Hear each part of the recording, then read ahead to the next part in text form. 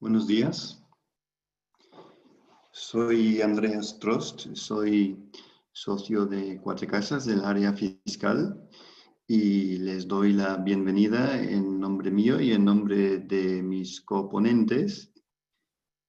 Hoy les queremos hablar un poco de los traslados de residencia, de las emigraciones al extranjero y de las consecuencias fiscales que tienen estos aspectos.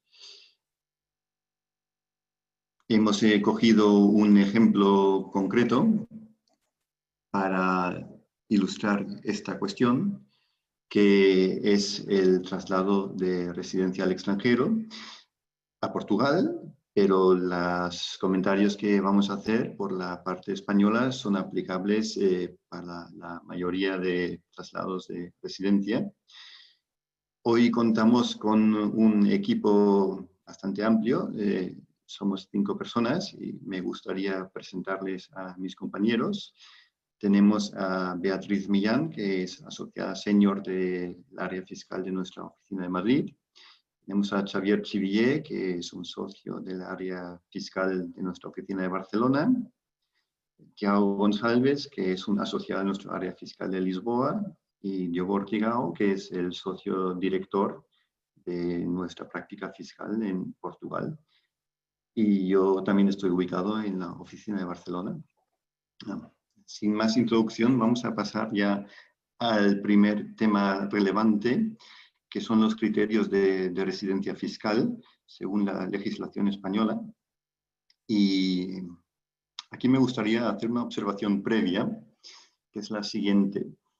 A veces nos vienen a ver clientes y nos dicen, bueno, es que me gustaría hacerme residente fiscal en Londres o me gustaría hacerme residente fiscal en Italia.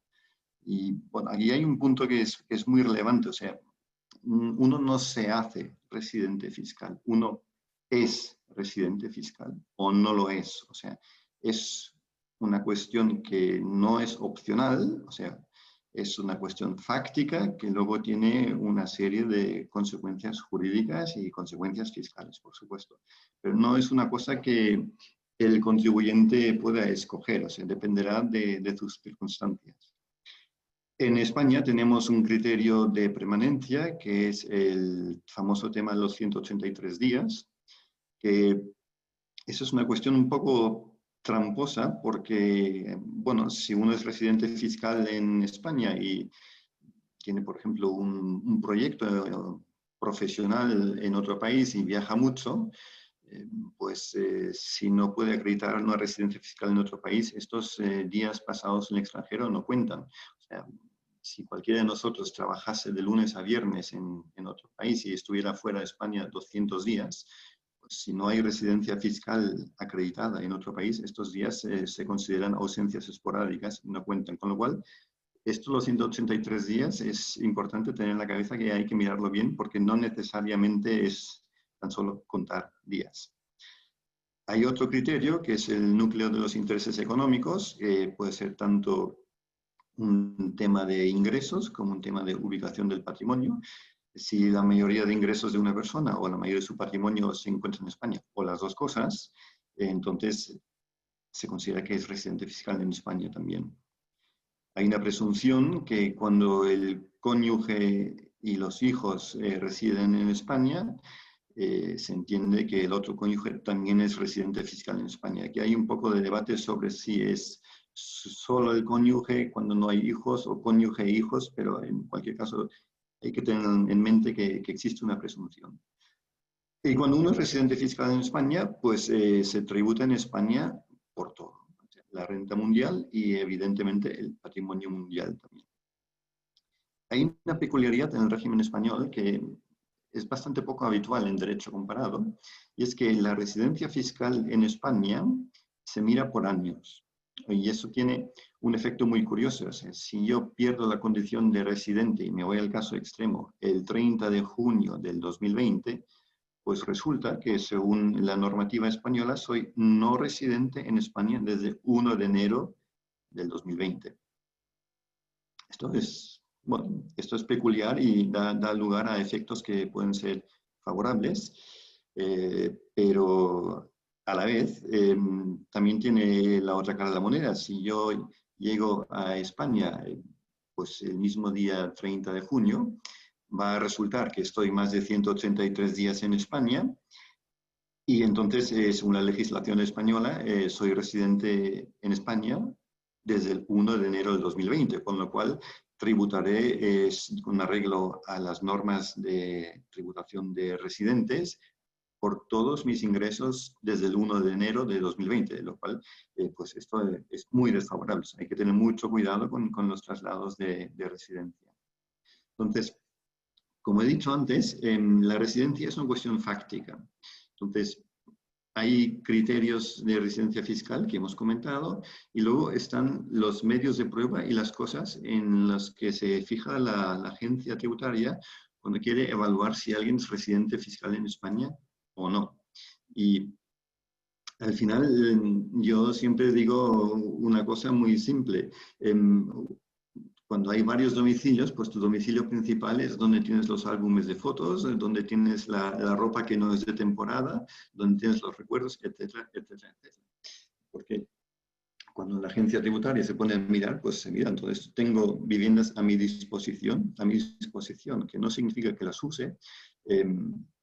Sabéis probablemente que el cruce de datos que se hace en España y la calidad y cantidad de la información que manejan los sistemas informáticos de la agencia tributaria es prácticamente second to none. Entonces, si hay consumos de agua, gas y telefonía, pues esto es un tema que es un claro indicio. Cuentas corrientes, gastos de tarjeta de crédito, multas de tráfico y ya, bueno, indicios que son casi flagrantes, como que los hijos van a un colegio en España, clubes sociales, la tarjeta del Corte Inglés, etcétera, etcétera, etcétera.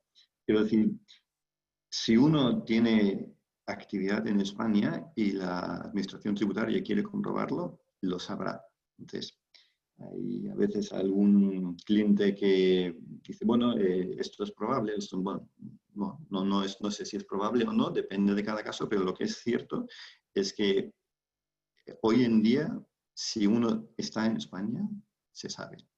Y cuando estamos en una situación donde nos planteamos abandonar España, vuelvo a mi primera observación, lo primero que es relevante, fundamental, es hacerlo de verdad. Porque es que si no, no dejaremos de ser residentes fiscales. Y luego hay que tomar una serie de medidas de precaución cuando uno se traslada de verdad, se muda de verdad, para evitar que por todos estos criterios que estamos enumerando que usa la agencia tributaria, pues no queremos, pues tal vez no sea interesante hacer vacaciones en España el primer año después de haberse marchado. Tal vez no deberíamos ir cada fin de semana y cada puente largo a nuestra casa en la costa, que tal vez deberíamos haber vendido, de hecho. Porque si no, si es una situación que es un poco gris, podemos caer en una situación desagradable de que nos digan que hay ausencias esporádicas, que seguimos siendo residentes. Y bueno, aquí se pueden discutir muchas cosas, pero lo que sí que es cierto es que cuando hay una comprobación y uno acaba teniendo unas actas de inspección por residencia, pues eso hay que avalarlo, hay que discutirlo. Son años de discusiones y de malos momentos con la agencia tributaria. Entonces, la recomendación práctica es que cuando uno se traslada, hay que cuidar mucho los detalles y hay que tener la precaución de no generar una situación que luego pueda poner en riesgo la bondad fiscal de ese traslado.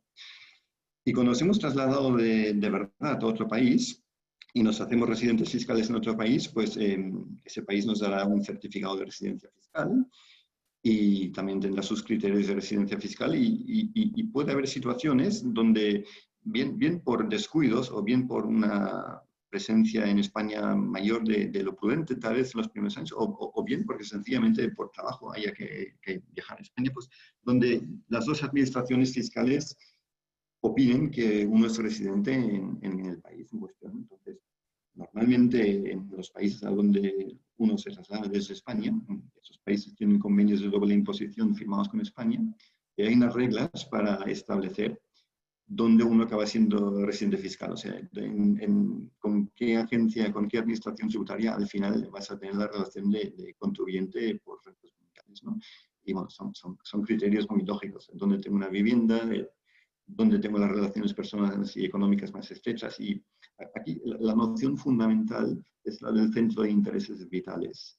Es un concepto distinto del centro de intereses económicos de la legislación española. Este es mucho más amplio y este vuelve a lo que he dicho antes, ¿dónde vives de verdad? O sea, tu familia, tus amigos, tus recuerdos, tu actividad. Entonces, esto es lo que realmente decanta la balanza hacia un lado y a otro lado.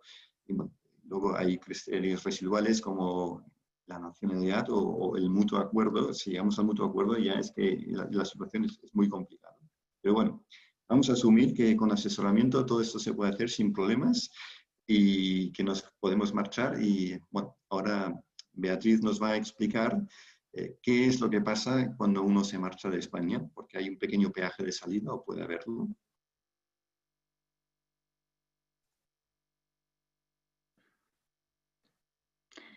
Hola, muy buenos días. Pues yo voy a explicar, analizar muy brevemente el tema del exit tax, ¿no? Otro de los, como ha dicho bien Andreas, uno de los aspectos a analizar cuando se produce un traslado de residencia fiscal a otro país es la aplicación o no del exit tax o del impuesto de salida, que es el gravamen sobre las plusvalías latentes sobre determinados activos.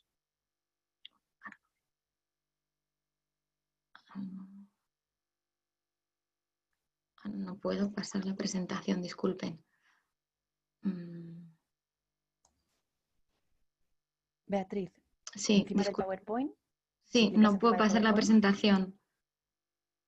Clica encima del PowerPoint y podrás pasar adelante. Ahora, perdón. Entonces, para que pueda aplicar este exit tax o impuesto de salida, ¿qué requisitos se requiere básicamente? Como obviamente, ¿no? Lo primero es que se produzca una pérdida de la consideración de residente fiscal por parte del contribuyente y además se requiere que este contribuyente haya tenido la consideración de residente fiscal al menos durante los 10 periodos impositivos anteriores, dentro de los 15 periodos impositivos anteriores al traslado. Teniendo en cuenta que el último periodo impositivo que este contribuyente sea residente fiscal en España, no se computa estos efectos. Además, se requiere que este contribuyente tenga una participación en acciones o en entidades cuyo valor de mercado determinado conforme a la normativa del IRPF exceda conjuntamente de 4 millones de euros y en el caso de que no estemos en este supuesto, también podría aplicar el exit tax si ese contribuyente tiene una participación superior al 25% que exceda de 1 millón de euros. En este último supuesto, en el caso de que aplique el exit tax, únicamente estaría gravado por las plusvalías latentes de esos activos, no de todos los activos que pueda tener el contribuyente. En el caso de que se cumplan esta serie de circunstancias, el contribuyente lo que va a tener que hacer es presentar una autoliquidación complementaria correspondiente al último periodo impositivo del IRPF en el cual sea él residente fiscal en España, que no conllevará ni sanción ni intereses de demora y deberá integrar una ganancia patrimonial por la diferencia entre su valor de adquisición de esos activos y su valor de mercado. Esta ganancia patrimonial se integrará en la base imponible del ahorro, tributando un tipo máximo actualmente vigente del 23%, sin perjuicio de que, como todo el mundo ya sabe, puede que este tipo pueda haberse aumentado o incrementado en un breve periodo de tiempo. El valor de mercado por el cual debe tributar el contribuyente lo establece la propia normativa del IRPF. Y te dice que será el valor de mercado a la fecha de devengo de la última periodo impositivo que debe presentar declaración del IRPF de este contribuyente, distinguiendo según el tipo de activos que tengamos. Es decir, si por ejemplo es titular de activos cotizados, se deberá determinar por su valor de cotización. En el caso de que sea titular de activos o de valores no cotizados, salvo prueba de un valor de mercado diferente, tendrá que tributar por el mayor valor de el patrimonio neto que se desprende del último balance aprobado o bien el resultado de capitalizar al tipo del 20% el resultado de los 3 últimos ejercicios. Y en el caso de que tenga participaciones en instituciones de inversión colectiva, por su valor liquidativo. Una vez determinado que se cumplen esta serie de requisitos, es muy importante saber el supuesto o a dónde, cuál va a ser la jurisdicción de destino del traslado de residencia fiscal del contribuyente, porque dependiendo cuál sea ese país de destino, las reglas de la aplicación del exit tax varían considerablemente.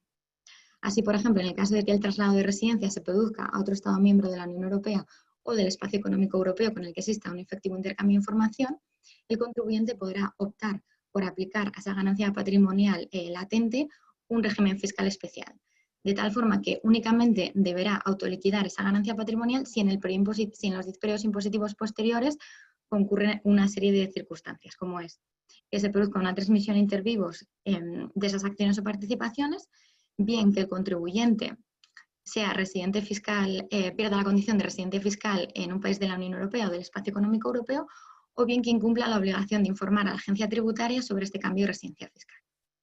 Además, a este respecto, cabe destacar una reciente consulta de la Dirección General de Tributos que establece que en caso de que se produzca un cambio de residencia fiscal a Suiza, se le aplicaría este mismo supuesto, como si el contribuyente hubiera pasado a ser residente fiscal en España, residente fiscal en un país de la Unión Europea o del Espacio Económico Europeo. En el caso de que se produzca el traslado de residencia a otro Estado miembro, debemos distinguir si ese traslado se produce sin causa laboral o con causa laboral. En el caso de que el traslado se produzca sin causa laboral, en el caso de que el país de destino no sea considerado un paraíso fiscal, se establece la normativa que tendrá que producirse un pago inmediato de esa ganancia patrimonial o bien la posibilidad de aplazar esa deuda tributaria por un periodo de 5 años con la posibilidad de aplazarlo, de solicitar un aplazamiento posterior y otros 5 años como máximo. En el caso de que ese traslado no se produzca por causa laboral, salvo que al país de destino exista con España, firma con España un convenio de doble imposición que contenga cláusula de intercambio de información, se establece un pago inmediato o bien un aplazamiento de la deuda. Perdón, únicamente en ese caso un pago inmediato. Y en el caso de que se produzca un traslado de residencia fiscal a un paraíso fiscal, aunque el contribuyente, si es nacional español, no pierda la condición de residente fiscal porque se le aplica la denominada cuarentena fiscal, se exige además un pago inmediato a cambio de que aumente el coste fiscal de esas participaciones.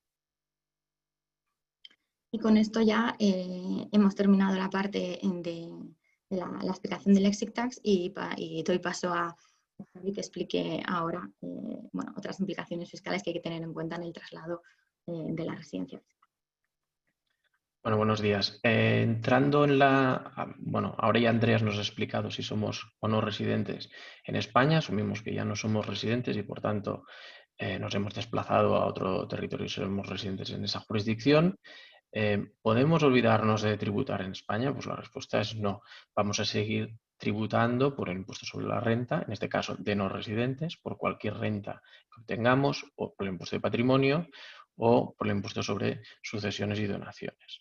Entrando en el impuesto sobre la renta de no residentes, pues lo primero que tenemos que preguntarnos es si existe algún convenio de doble imposición firmado en aplicación entre España y el país en el que nos hayamos desplazado, pues ya sea Portugal, Suiza, Francia o el que sea. En el caso que es muy importante también ver el alcance, no solo es decir, no solo que exista, sino que no sea de aplicación, ya que si, por ejemplo, en traslados a Dubái existe un convenio de doble imposición con Emiratos, pero solo es aplicable a nacionales emiratís, por tanto no aplica a todo el mundo. Entonces tenemos que ver si nos es de aplicación. Ello es muy importante porque va a distribuir, o el convenio nos va a fijar cómo se distribuye la potestad de tributación y además nos va a mitigar en muchos casos el tipo aplicable impuesto sobre la renta de no residentes. Los tipos generales aquí los hemos incluido, ¿no? El 24 o 19 si el no residente es residente en algún país de la Unión Europea, para dividendos, intereses y ganancias de capital un 19%. En el caso de Portugal, imaginemos que nos hemos trasladado a Portugal y tenemos rendimientos como administrador, pues el tipo va a ser el 19%. En dividendos, si soy persona física que obtengo dividendos de una sociedad española, el convenio nos lo va a limitar al 15%. En intereses por normativa interna, pues estarían exentos. Plusvalías sobre bienes inmuebles, si vendemos un bien inmueble en España, siempre vamos a tributar al 19%. Y plusvalías en acciones, si vendemos esas participaciones en sociedades limitadas o SEAs, pues estarán exentas siempre y cuando pues esas entidades no sean de preponderancia inmobiliaria, es decir, más del 50% del valor sea inmobiliario, o no dispongamos de una participación sustancial que definida como más de un 25% en una sociedad española, que también tributarían al 19%. Eso en cuanto a rentas. En cuanto a impuesto sobre patrimonio, igual. si tenemos un activo en España, el impuesto sobre, el impuesto sobre patrimonio lo primero que tenemos que preguntarnos es si nos va a aplicar el impuesto. Bea, ¿puedes pasar? Lo primero que tenemos que preguntarnos es si existe algún convenio de doble imposición aplicable. En principio hay muchos convenios firmados por España en los cuales también aplica a impuesto de patrimonio y ahí se distribuyen las potestades. No es el caso, por ejemplo, con Portugal. En ese caso vamos a tributar por obligación real, es decir, un no residente va a tributar por todos los bienes y derechos que tenga sitios en España. Como novedad de hace unos cuantos años, pues un poco recogiendo pues, toda la jurisprudencia del Tribunal de Justicia de la Unión Europea, España reconoció la aplicación de la normativa autonómica a los no residentes en función de donde radique la mayor parte del impuesto, hay de mayor parte del valor, ¿no? Del patrimonio. Ya que en la normativa autonómica pues normalmente era muy favorable, generaba situaciones importantes de discriminación. En cuanto a donaciones y sucesiones, pues un poco lo mismo. Lo primero, ver si hay algún convenio para evitar la doble imposición. Ahí tenemos, por ejemplo, el de Francia, ¿no? Convenio de herencias. Y cualquier no residente va a tributar por una adquisición a título lucrativo de bienes y derechos situados o que pudiesen ejercitarse en España. Una breve mención también a contratos de seguro de vida, que en caso de que sean con aseguradoras españolas o celebrados en España con entidades extranjeras que operen en España, pues también tributarían en España. Y lo mismo como en patrimonio, pues a efectos de impuestos sobre sucesiones y donaciones, también se recoge en disposición adicional la aplicación de la normativa autonómica en aquellos casos pues, de que sea que genere también una discriminación, ¿no? Para el no residente.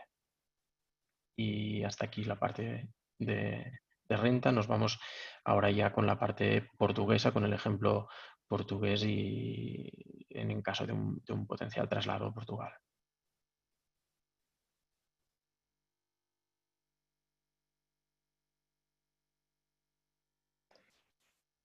Hola, buenos días. El caso portugués es un caso, de hecho, muy interesante, estable desde el año 2009.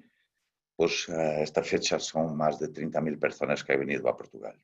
Tres situaciones específicas, la parte del impuesto sobre la renta, que mi compañero Tiago irá comentar con un poco más detalle, lo hecho de tener una residencia parcial, una exención pensada para la renta internacional, la elegibilidad para los convenios, son de hecho situaciones que hay que tener en consideración. Además, lo hecho de no tenermos impuestos sobre el patrimonio es algo importante a considerar y un impuesto de sucesiones y donaciones muy bien pensado para quien vaya a Portugal o trabajar o disfrutar también un retirement interesante. Conjugado con un tema de permisos para ciudadanos de la Unión Europea, como es el caso de nuestros vecinos de España, como para países no comunitarios. Un proyecto muy estable, una inversión muy estable hecha de política económica por el gobierno, que está a producir un éxito tremendo. Tiago irá comentar con más detalle todo este tema.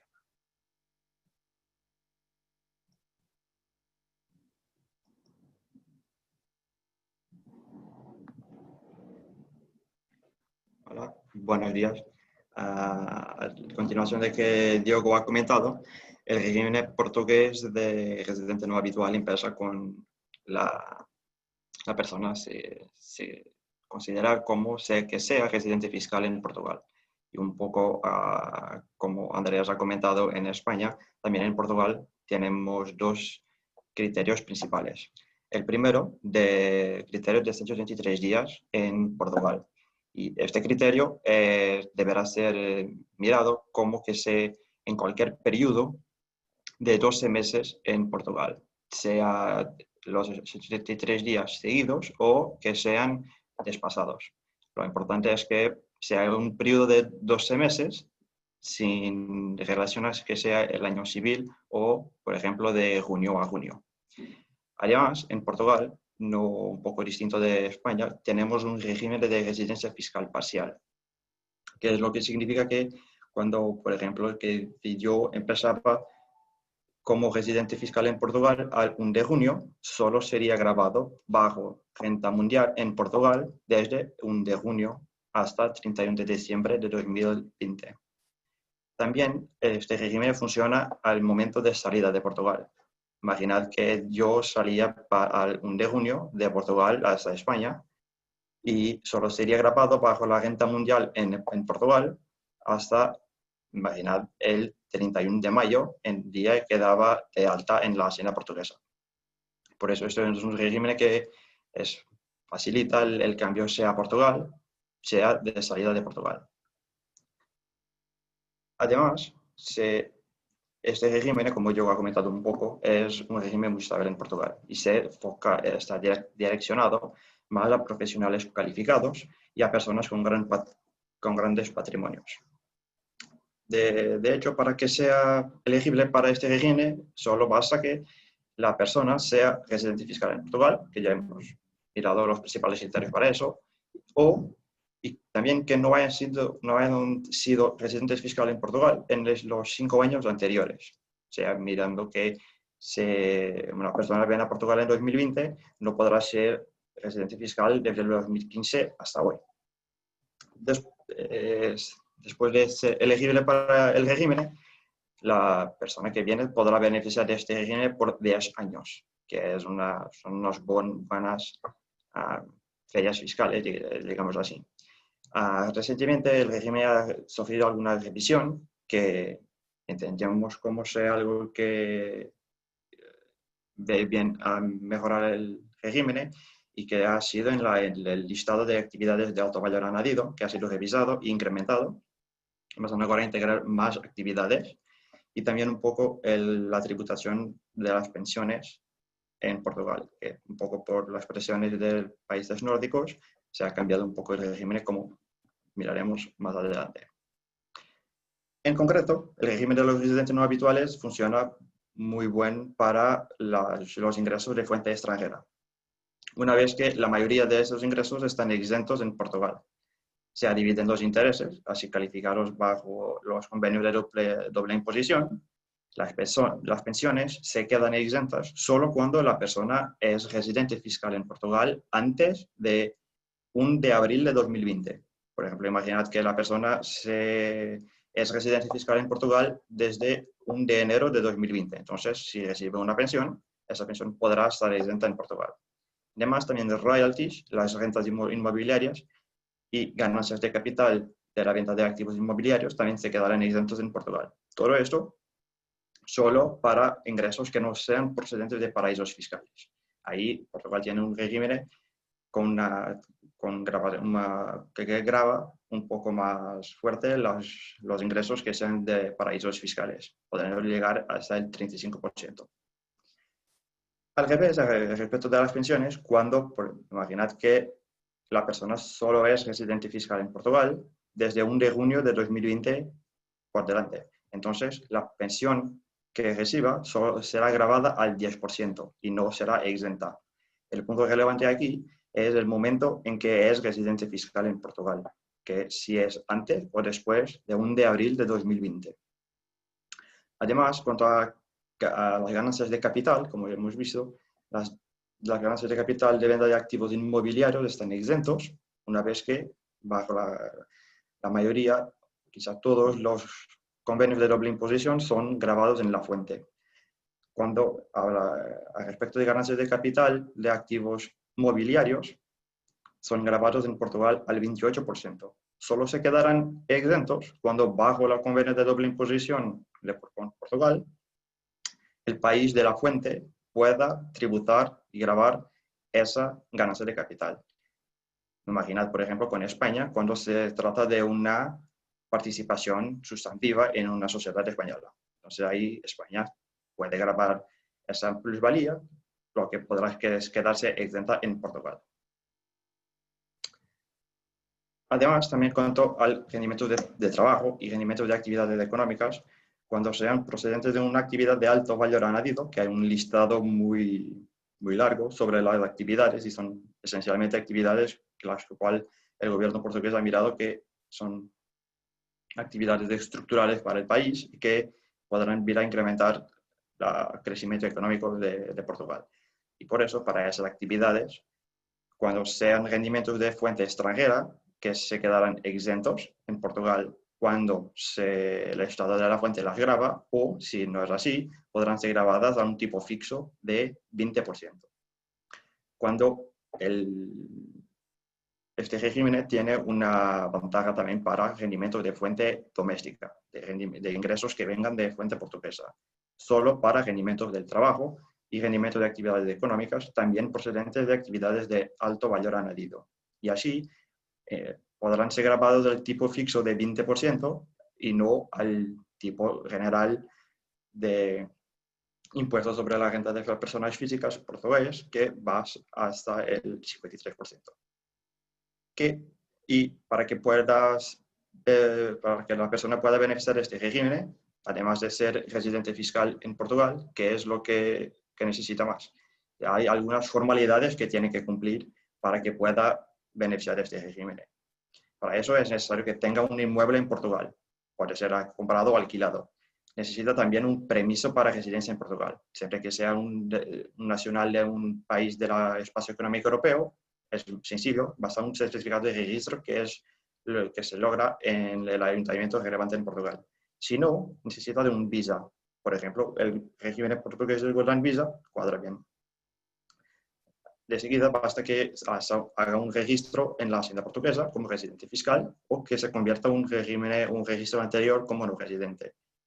Después hace una solicitud de una contraseña que permitirá hacer la solicitud online, la aplicación del régimen el RNG. Y esta solicitud puede ser hecha hasta el 31 de marzo del año siguiente. Y estos son los principales puntos del régimen de residentes no habituales. Además, hay dos otras cosas relevantes en Portugal, por comparación a España, que en la parte de asociaciones y donaciones. Desde luego que Portugal no tiene ninguna declaración o impuesto sobre el patrimonio, que no existe en Portugal. Solo será necesario, grabamos sí, algunas asociaciones y donaciones en que tenemos un tipo de 10% bajo impuesto de suelo, que es que tributa las asociaciones y donaciones de activos transferidos que se encuentran localizados en Portugal, como se imagina un inmueble en Portugal o una cuenta bancaria de un banco portugués o de una sucursal portuguesa de un banco extranjero. Pero aún que se queda una exención que se aplica a cónyuges, descendientes y ascendientes para este 10%. Todavía, si la donación es de un inmueble portugués, siempre serán grabados al 0,8% sobre el valor del activo a efectos fiscales. Y esto es un poco la fotografía un poco del régimen portugués, que un español que se baja de España, que venga a Portugal, podrá beneficiar de regímenes de residentes no habituales y también tener una declaración de impuesto de patrimonio y de sucesiones y donaciones.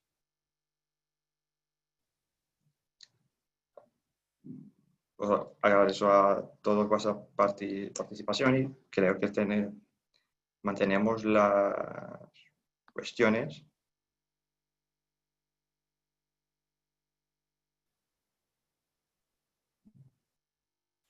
Correcto, gracias, Tiago. Tenemos unas cuantas preguntas que habéis hecho. Hay una pregunta sobre un traslado de residencia a Alemania.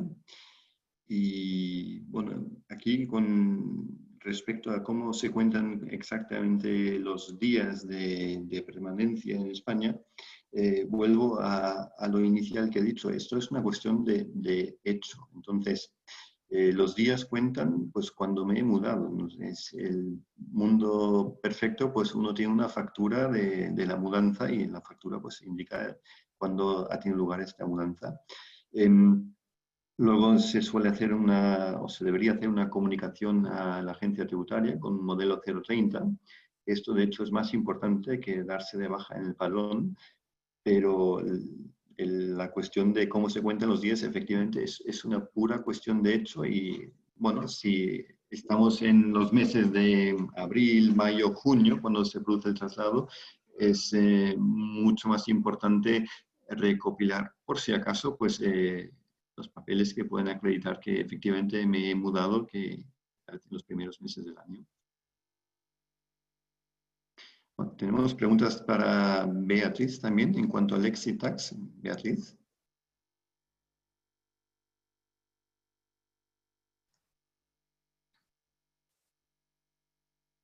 Efectivamente, en cuanto al exit tax he visto que hay un par de preguntas, ¿no? La primera pregunta es qué ocurre ante un traslado de residencia fiscal a Andorra, el cual no es un país miembro de la Unión Europea o del Espacio Económico Europeo, pero sí que existe un convenio de doble imposición firmado con España que tenga una cláusula de intercambio de información. Entonces, en este caso, el contribuyente, en el caso de que se traslade la residencia fiscal a Andorra, lo que tiene que hacer, o bien se produce el pago inmediato de la deuda tributaria, de esas plusvalías latentes, o bien tiene la posibilidad de solicitar un aplazamiento de la deuda tributaria por un periodo de 5 años. Con lo que, ojo, cuando nos traslademos a Andorra, porque aquí sí que va a haber un gravamen o un impuesto importante en la salida que tenemos que ver, porque para poder solicitar este aplazamiento deberemos aportar garantía suficiente para ello.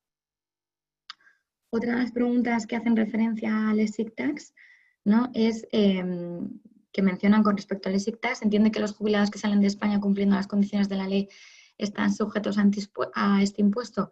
Y sí, efectivamente, o sea, la ley únicamente exige que se cumplan las circunstancias que hemos visto anteriormente, que es que pierdas la condición de residente fiscal y que has sido residente fiscal 10 de los últimos 15 periodos impositivos anteriores al traslado.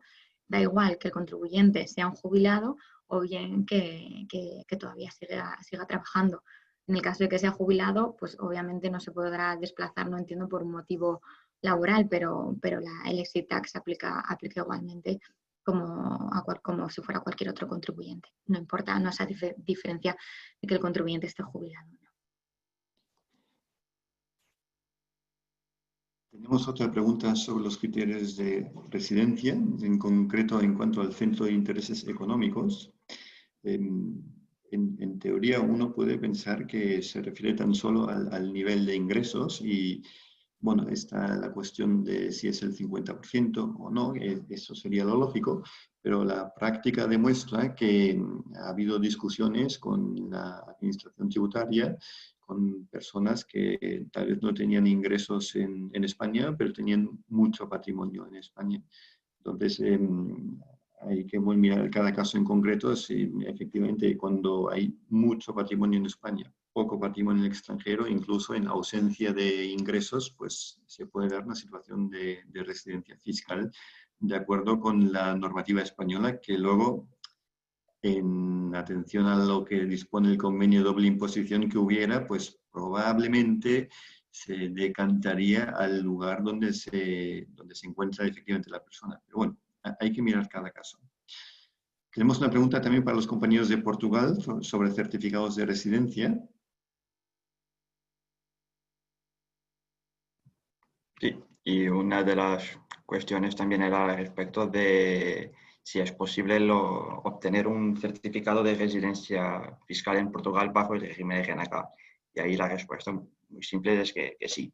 Es un régimen de RNK en Portugal. La persona que beneficia de este régimen es un residente fiscal, tanto como soy yo o cualquier otra persona portuguesa. Y por eso puede obtener un certificado de residencia fiscal en Portugal. Es un proceso también un poco sencillo, es a través del website de la Hacienda portuguesa, y que la persona puede irse a ese website y obtener el certificado de residencia fiscal a efectos del convenio. También había una otra cuestión acerca del impuesto sobre sucesiones en Portugal, y hay una cosa que podremos aclarar un poco más, es que el impuesto sobre sucesiones y donaciones que existe en Portugal tiene una base muy, muy territorial. Lo que significa que, imaginad que todo lo que sean de bienes o activos que están localizados fuera de Portugal no están sujetos a impuestos sobre sucesiones y donaciones portugués. Imaginad un portafolio de investimento que se queda en un banco en Estados Unidos o en España, que no será grabado en Portugal.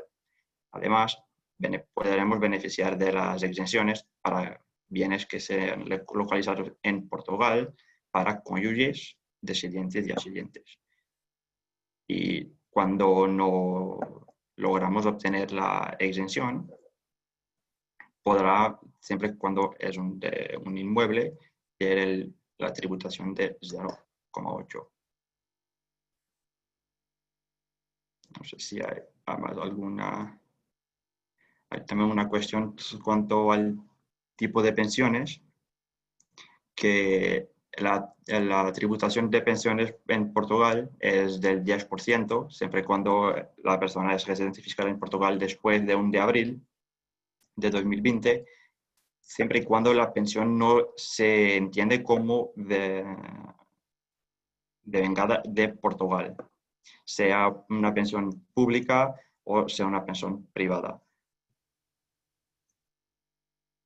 En cuanto a planos de pensiones, es un tema un poco más sencillo, que no es muy directo como cuadra bajo el régimen portugués. Es siempre algo que necesitaría un análisis más cuidado. También hay una cuestión, creo, al respecto de exit tax bajo el unit link. Ya no sé si ya has contestado.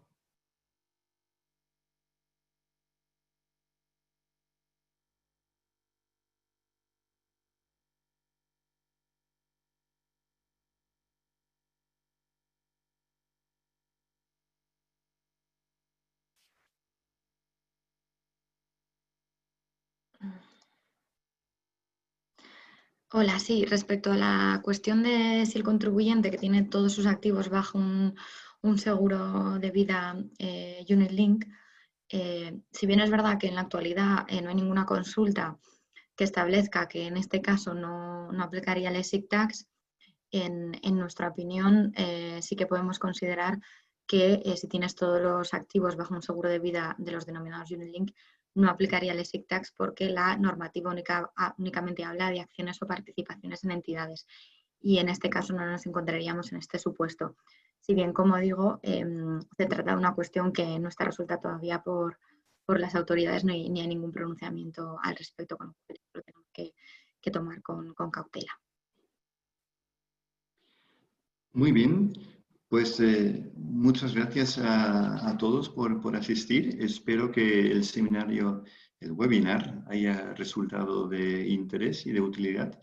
Están nuestros datos de contacto por si hay más preguntas, y, por supuesto, la presentación está a vuestra disposición. Con lo cual, solo me queda agradeceros el rato que habéis pasado con nosotros y bueno, nos vemos por la web. Hasta luego.